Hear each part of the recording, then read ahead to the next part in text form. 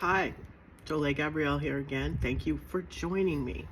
And today I'd like to talk to you and go over some information and, just kind of talk to you about the inner child.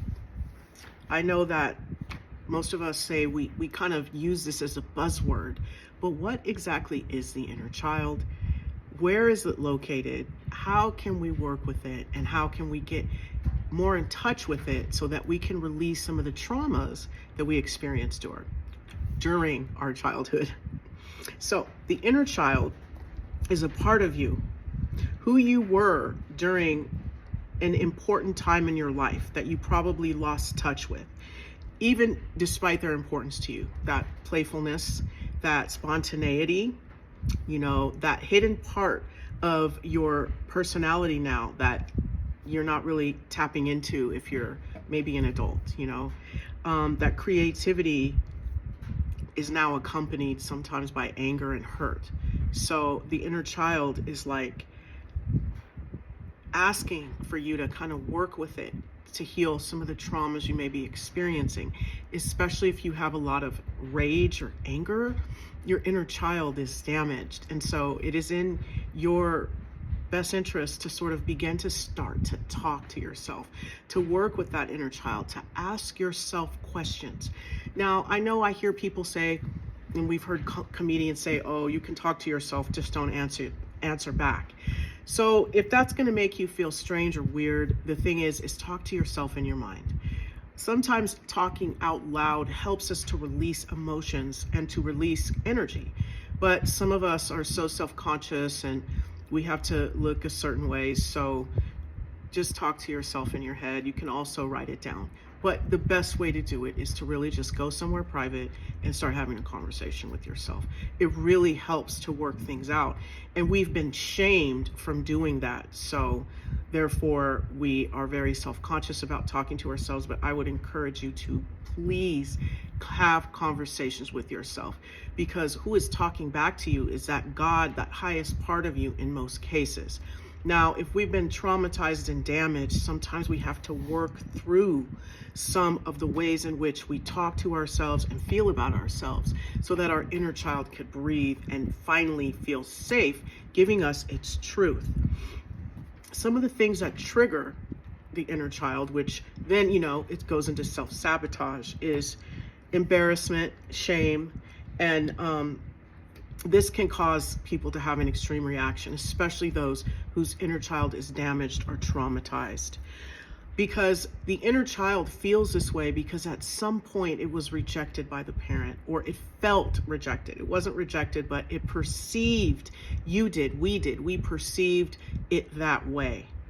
And it really traumatized us on a daily basis, because then we begin in our mind to make it mean something, and now the tape starts playing over and over again. What we do is we flash back to that instance and we go back and we try to redo it. And so what we're doing is we're creating a neuron, a synapse, a connection with this negative experience, right? So it's very visceral as well. Stress is real. You can feel it. You can see it. It can be in the body. It starts to coagulate, create density. So it behooves us to really build a skill set so that we can learn to move stress out of our bodies beyond just exercising. We have a real effective technique on our own we can use in our privacy to help us move out stress. So when we haven't worked with our inner child, and our inner child is like really asking for us to take the time to work with it, we're going to feel emptiness, helplessness, and hopelessness. Those things mean that inner child work is something that you're going to want to do. Now, the 5 wounds, people, have done their work, and so you didn't have to. So the 5 wounds that that your inner child is like crying out for you is rejection. If you have an issue around rejection, people have a right to tell you no. We all have free will, and somebody doesn't want to deal with you, then you're like, okay, find the people that do. Somebody tells you, In this career land, I'm not even going to touch on that because that thing has been chopped and screwed, and it's so screwed up hiring and getting a job that I'm going to leave that alone. But in your personal lives, when you feel rejection in a way from another person or an energy, it's okay. Don't let that stop you. Some people believe that when you hear a no, that just means you didn't ask the right person. So don't give up. All right, another thing is abandonment. And oftentimes we have to think about this because we came in with the great abandonment, meaning that we come in, our parents are our first example of God, or the thing that we believe, because we look up to them for clothing, shelter, food, nurturing, all of that. And so they're fallible, right? And so then we learn about a God up in the sky. And so this God we're supposed to believe in and call on, but yet it doesn't answer. And Mother, Father, God is elusive at best and abandoning us at worst. So we really have to work out how our God shows up in our life. We got to start critically thinking about that word God. What does it mean? Where does it come from?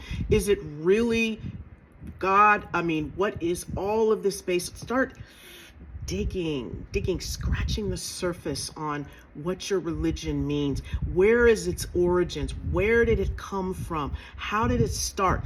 What is at its core? Is it used to control me or liberate me? Ask your spirit that question and see what the answer is. Humiliation. And so we know when we go to organized religions or in places where there's hierarchy, humiliation is a great tactic to use to keep people in line. So I would really put on the table that don't let anyone humiliate you, whether it's your teacher, your spouse, parents. I'm going to leave on the fringe because parenting styles differ. But people who are outside of your immediate family, you don't have to be an a-hole or confrontational or violent. But just like they're setting a boundary, you can set a boundary as well. Or just like they feel like they can obliterate your boundary, maybe you need to stand in your truth and stand in your defense of yourself.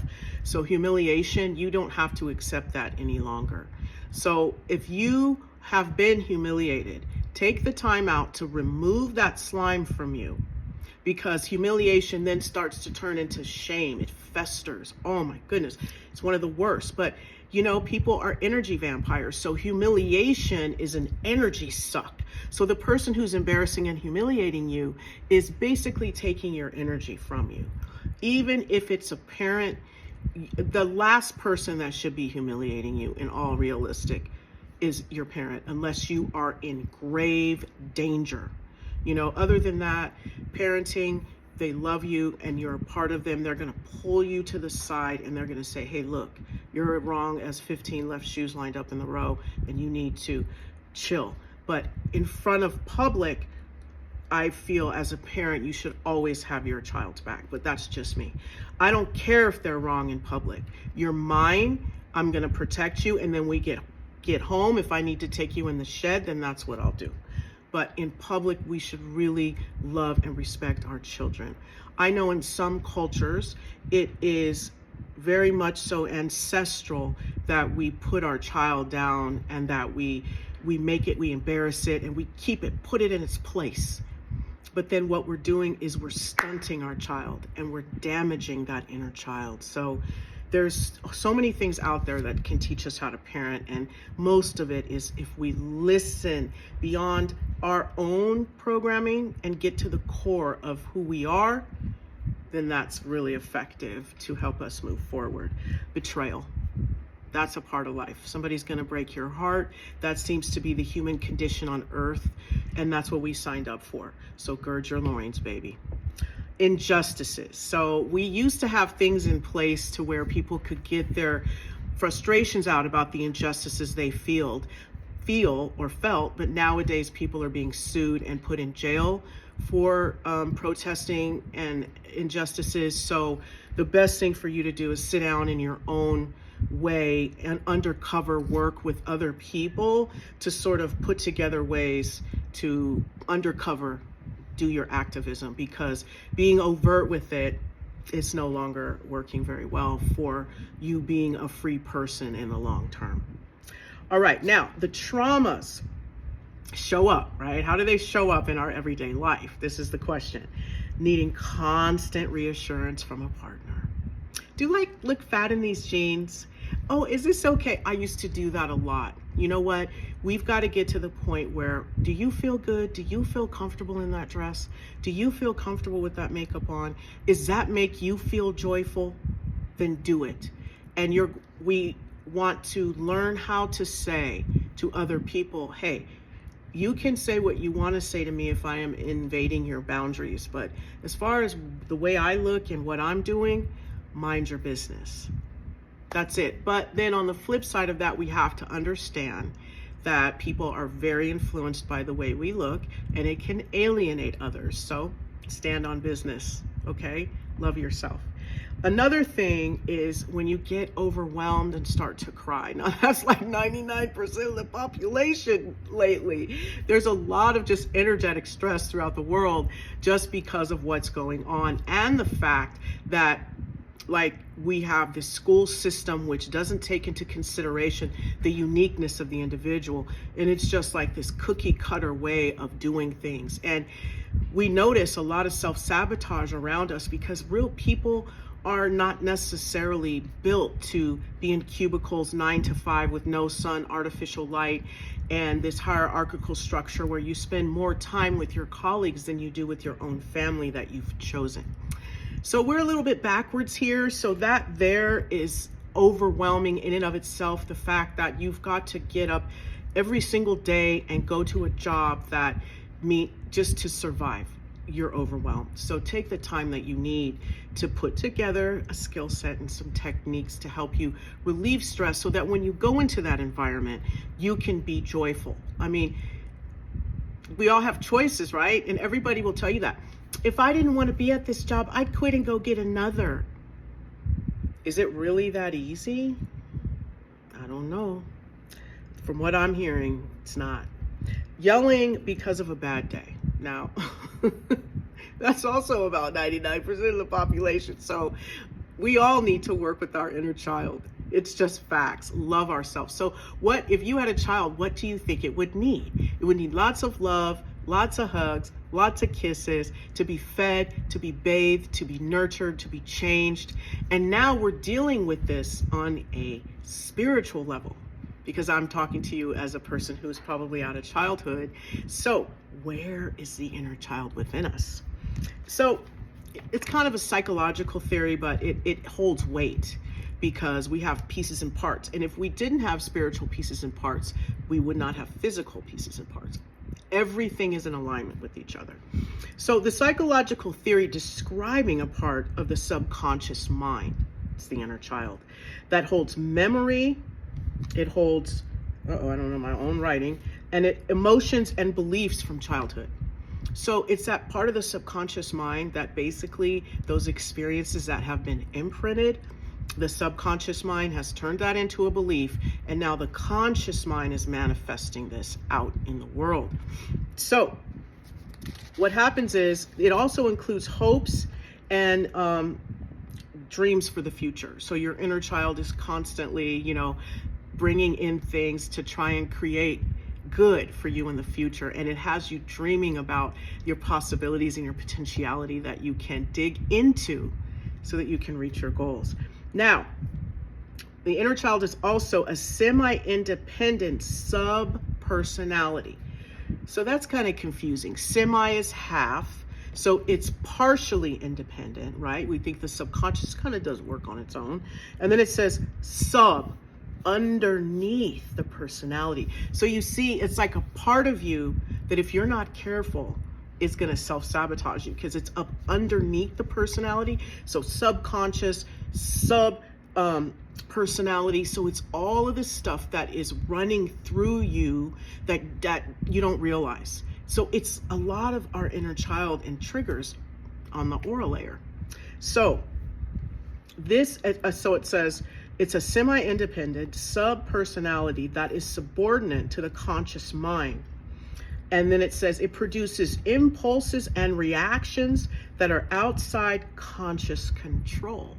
So it's like, clean up your stuff, because whatever you got going on that is like undercover, that is like flatline under, it's gonna pop out, go pop out every once in a while. So the best thing to do when it pops out is own it. Try not to make excuses for who you are.